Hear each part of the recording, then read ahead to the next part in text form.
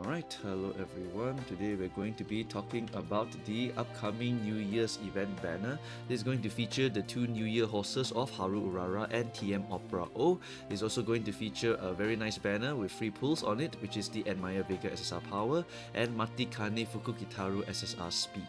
Right, we'll start off with New Year's Haru Urara. This is actually a Haru Urara that is able to actually win her races. Her stat bonuses are 20% power and 10% guts. Aptitudes will be Dirt A, Short A, Mile A, Late A, and NB.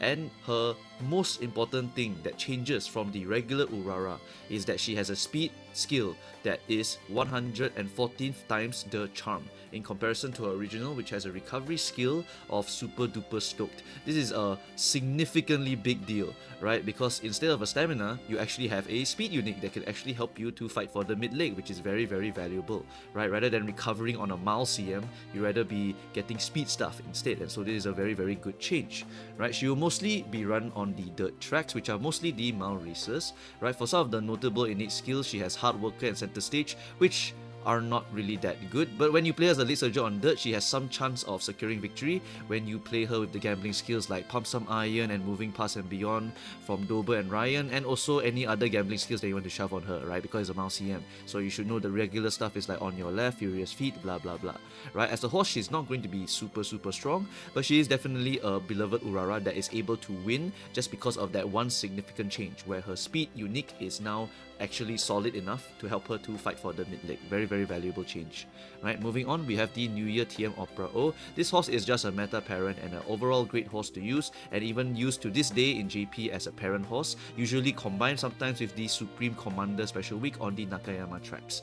Right, her stat bonuses are extremely well distributed for mediums and longs. She has 14% speed, 8% stam, and 8% wit. Attributes are Turf A, Medium A, Long A, Pace A, and Late A. Right, her unique is basically called Barca Roll of Blessings, and it's a very universal unique. All you need to do is activate 7 skills to get 0.45 speed. When you inherit this, you are actually getting a 0.25 speed also when you are able to get the special ability of activating 7 skills in a row. If you do not activate 7 skills, you will get 0.35 instead, which kind of sucks. Notably, you also must be in the 4th or higher and must be at the final 400 meters of the race. This is very strong, because any skill can be basically counted as an activator, so anyone could inherit Bar Carol of Blessings as an inherited unique, and on certain tracks it can even lead to targeted speed carryover, or it's just a very solid mid-leg speed skill, or it's just a solid finishing speed skill, really, right?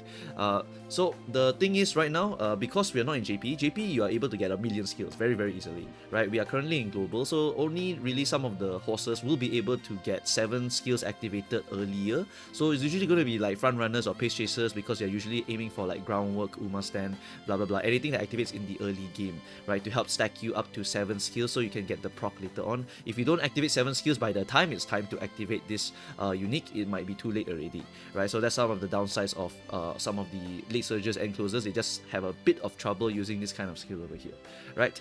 Her innate Swinging Maestro is also very nice. Headliner is also a very nice one for longs, and this horse is perfectly functional on the mediums as well. Her unique is just very, very powerful, a very, very powerful unique. Later on in JP, you will also see horses that will have a lot of very powerful excels already, but they need more speed stuff. Then they will actually opt to take the New Year TM Opera O unique instead, because they just need more speed skills to go and fight for the front and fight for whatever other position, right? For Vega card, this is basically a solid card, but it unfortunately suffers from the fact that it is a power card. At MLB, this card has the unique effect of Trainee Effectiveness 5%, Hit Frequency 20, Friendship Bonus 30%, Trainee Effectiveness of 15%, Initial Friendship Gauge 20, Specialty Priority 35, Hint Level 1, Hint Frequency of 20%, Power Bonus of 1, Race Bonus of 10%, and Fan Bonus of 15%. The key thing to look at here is going to be that Race Bonus. That Race Bonus is extremely valuable. For the Make a New Track scenario, Trainee Effectiveness of 15% is also very, very valuable, right? We'll be stacking a lot of TE inside of the Make a New Track scenario, and the 30% friendship bonus is nothing too small either. The bad thing about this card is unfortunately that it is mostly a power card, and later on, Admire Vega Guts SR will come out and it has 15% race bonus with a very, very good stat spread of something like speed bonus, power bonus, 30% friendship bonus, almost the same level as this card over here, and Admire Vega Guts is an SR card. It allows you to basically play for a Guts build in Make a New Track and max out all of your very, very relevant stats. So this this is a very, very powerful card later on, and unfortunately you cannot use the SSR power with the Guts SR. It does not allow you to do that, right? It's very, very awkward, right? The gold skill on the Admire Vega Power SSR, Daring Strike, is also going to be in a much better card later on, which is notably Mr. CB SSR Wit. This skill is good, but unfortunately Mr. CB will get it later, and Mr. CB is 10 times better because it's a Wit card with very, very good bonuses inside of it. It's a very powerful stat stick also, especially for end closers, right? Because there's straight away Spurt inside of it as well, for those of you who have trouble hunting down for Spurt, right? The thing about power cards is that we rather not click on power at all, and we try to max it either by clicking Guts or clicking Speed, because when you click Speed, you're training power at the same time. So Kita-san has a power bonus, Teo has a power bonus. We are always aiming for those kinds of bonuses, and also your inheritance would be one of the other main ways you would hunt down for your power bonus. So we generally try not to run power cards too much since we are clicking Speed a lot anyway, right? Next we have Fukukitaru Speed. This is a very powerful high roll card, but I want to emphasize to you that this is a high roll card. Alright, the benefits of this card is that at MLB, right, you get 150 stats in total at the start of the game, 30 in each stat. This is very good for the early years in Mant because we are racing a lot, and this adds more comfort by letting you very comfortably clear all of your early races. If you started without maybe 150 or 200 each speed, you're going to have some RNG elements in your racing early on, right? So having these extra stat lines are actually very, very valuable.